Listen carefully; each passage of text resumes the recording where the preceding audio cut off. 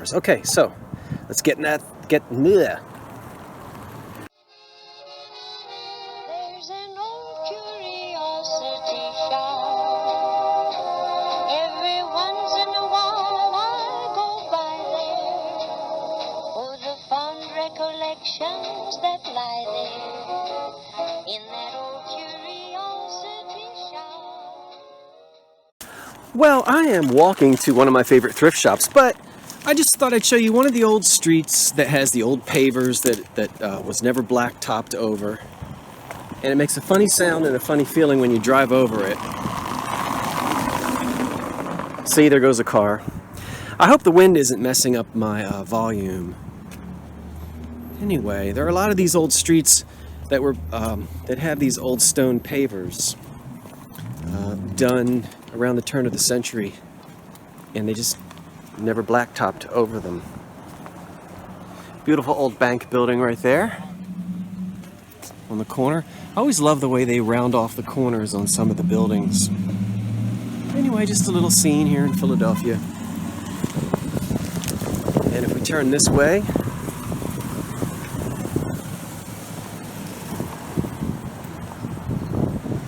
you'll see across the street is the Circle Thrift.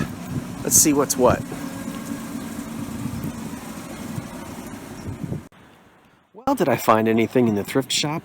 I certainly did. And I'm going to show it to you right now on the back of the car. Pull it right out of here in the sunlight and let you see. Okay, what do you think it is? Cookie jar?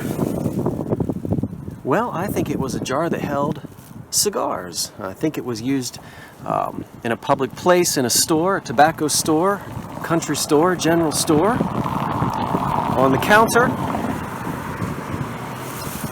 to sell and hold cigars.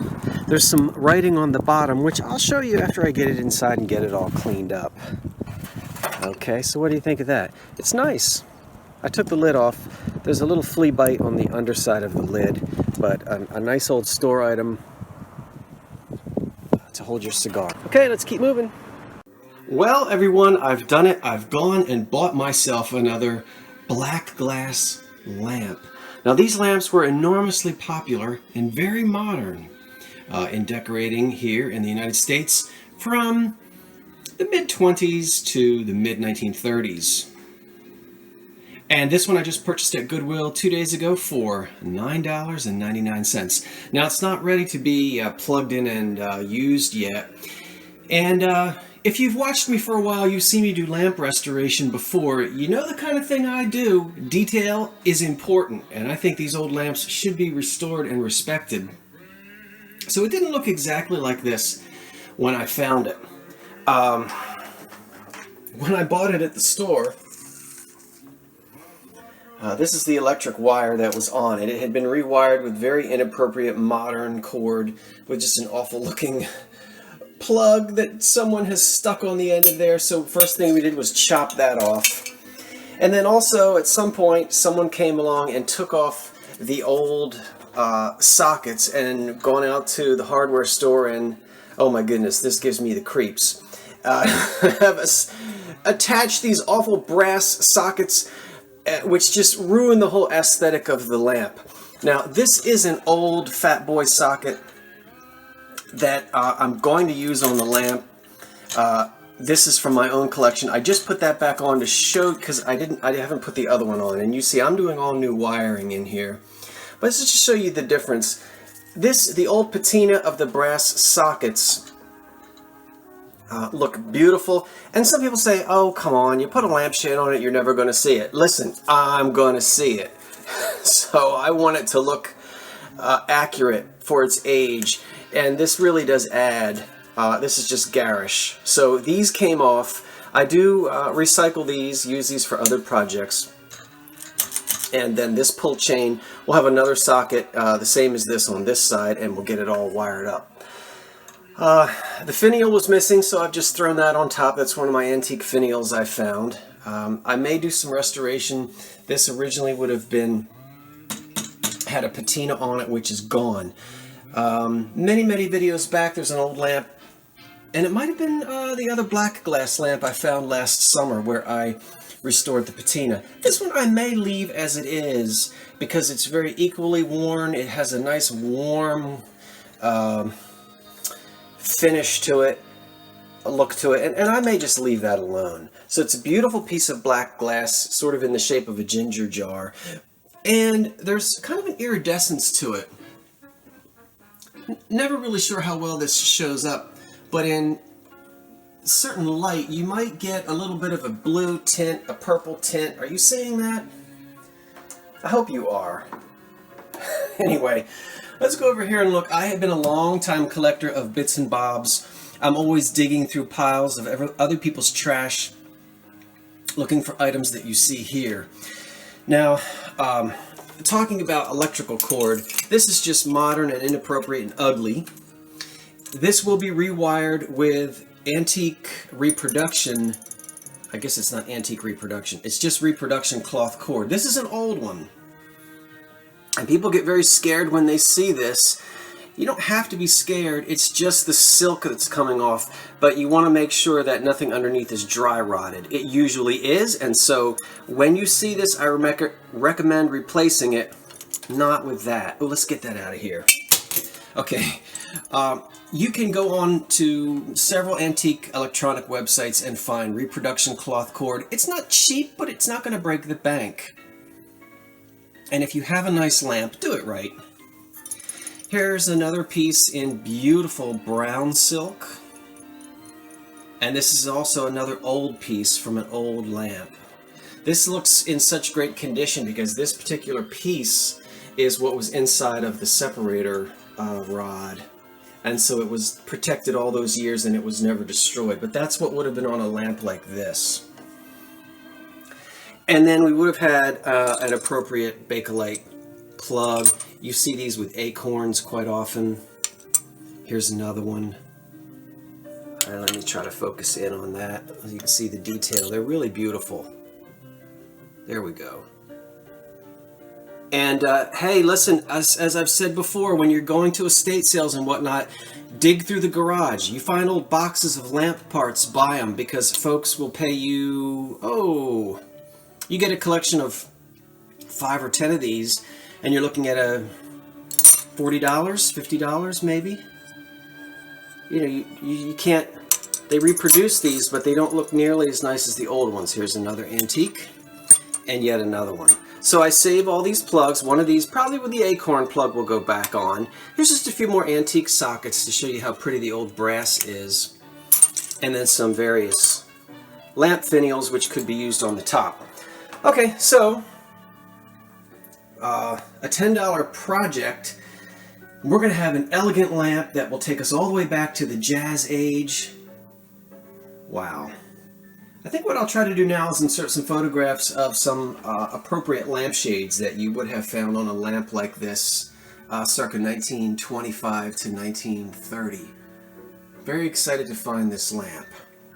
Alright, don't tune out yet. I don't know where we're going next, but I hope it'll be exciting, so stay with me, folks.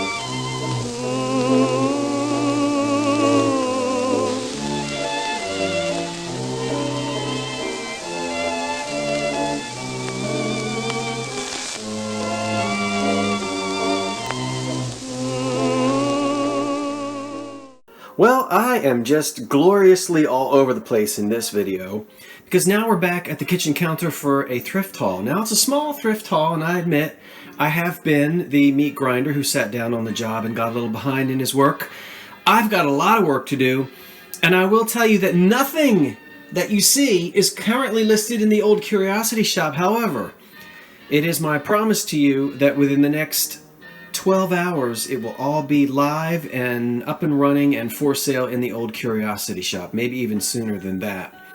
And everything that you see here is will be listed at an auction for 7 days. So don't worry about, oh no, what if you list it as a buy it now and I don't get it? No, I'm going to list it all for auction. I think. Yes, I just said I would, so I will. Okay, let's see what we've got. Now, some of it you've seen before. Okay, I'm finally getting around to putting this beautiful green perfume bottle up in the old curiosity shop. I think it dates from the late 30s through the 40s. And it's in excellent condition. I picked this up when I was on my trip to meet Angie and Vinny. As I said, there aren't any chips or any cracks in it. It's a nice heavy one. It's unmarked, but it's in very beautiful condition. Perfume bottle there. 1930s, 40s. While we're speaking of perfume bottles, I just bought these last week, and they're all Czechoslovakian made, Czechoslovakian glass. Made by the same company in Czechoslovakia and imported into America. I think that these are post-war. I'm going to place these in the 1950s. I could be wrong, but I'm getting a feeling that this is post-war production. The little ones here have stickers on the bottom, which are almost impossible to read, but it does say made in Czechoslovakia. Can you see that? And then it's also, Czechoslovakia is also embossed on the bottom. I suppose these could be, you see, the reason why I say post-war, is that if they're not post-war, then they would have to be sometime before 1935, before the German occupation, because this kind of thing wasn't being imported out of Czechoslovakia into the United States after the German occupation in 1939, until several years after the war. So it's my guess that this would be the early 50s.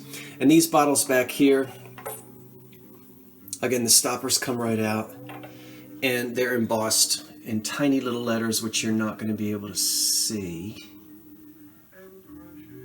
because I'm not focusing. Right about there, well, you can see it. Czechoslovakia. And then on that side too. There are no chips or cracks on any of these, and this is new old stock. These have been boxed up in a warehouse since the 1970s, and I only purchased 5 of them. But I have decided I'm going to keep all of these together as a grouping. All 5 of them are going to go up for auction in one group. Okay, so in one lot, I guess is what you say. Now this swan, We interrupt our program to bring you this important message.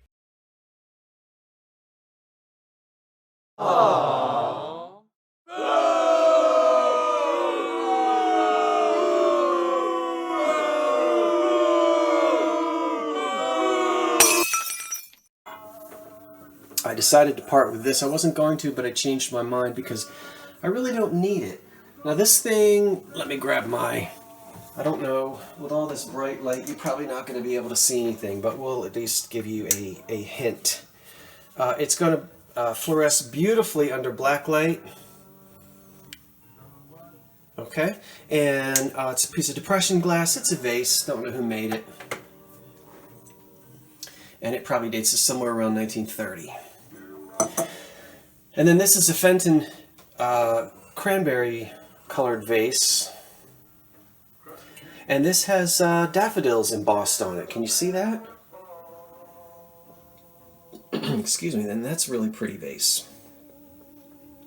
made by Fenton. So that's also going to be, and there's no damage on any of this that you see here. All of it is clean with no chips or cracks, and I can't forget my mid-century Pyrex, folks.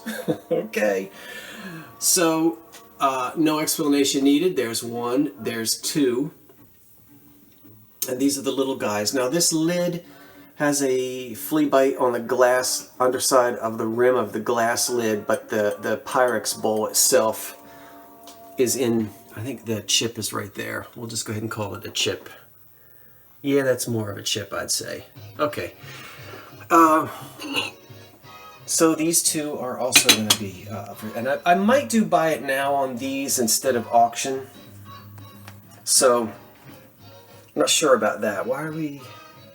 There we go. Okay, so they might be buy it now prices, but all of this over here is going to be up for auction. The other thing I'm going to do, and I think I mentioned this before, if you've written to me and haven't got a response, I apologize. I'm going to get caught up on all of that. A whole bunch of my emails got dumped into some funny little folder, which I didn't realize, and it's happened twice, so I really need to spend some time figuring out what's going on with my email. But I appreciate the emails and all the notes and things that you send me, and I'm going to do my best to read all of that later on tonight and respond.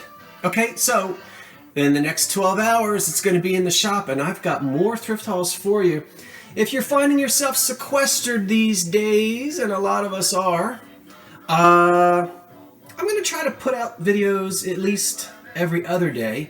Give you some entertainment if you're sitting at home waiting over the next couple of weeks for you-know-what to hightail it out of here. We're not even going to mention the V word. We're not going to say it, okay? All right.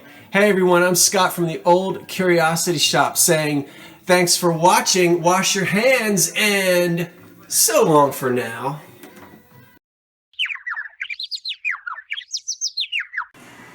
Okay, this is always fun because my 18-year-old getting ready to turn 19-year-old cat only eats one flavor. See this? And if I don't bring home that one flavor, he sticks his nose up. I think this is it right here. Turkey and white meat chicken recipe. No, it's not gravy, it's delicate sauce. Okay, there's gravy. There's classic sauce. There's a savory sauce. All right, hold on now. Don't you even try it. There's broth. Classic. Where's the delicate sauce? Here it is, here it is, here it is. This is the one. Turkey Florentine with garden greens in a delicate sauce. 89 doggone cents a can. Boy, I need to go find me some expensive Pyrex.